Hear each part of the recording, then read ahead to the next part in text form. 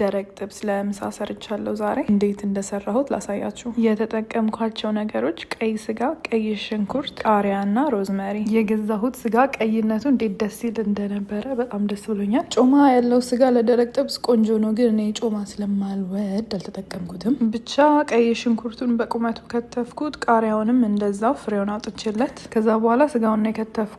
ስጋው ምንም አላስቸገረኝም፣ ምክንያቱም ጮማ መላጥ የለብኝም ምናምን። ስለዚህ በጣም ደስ ብሎኝ ነው የከተፍኩት።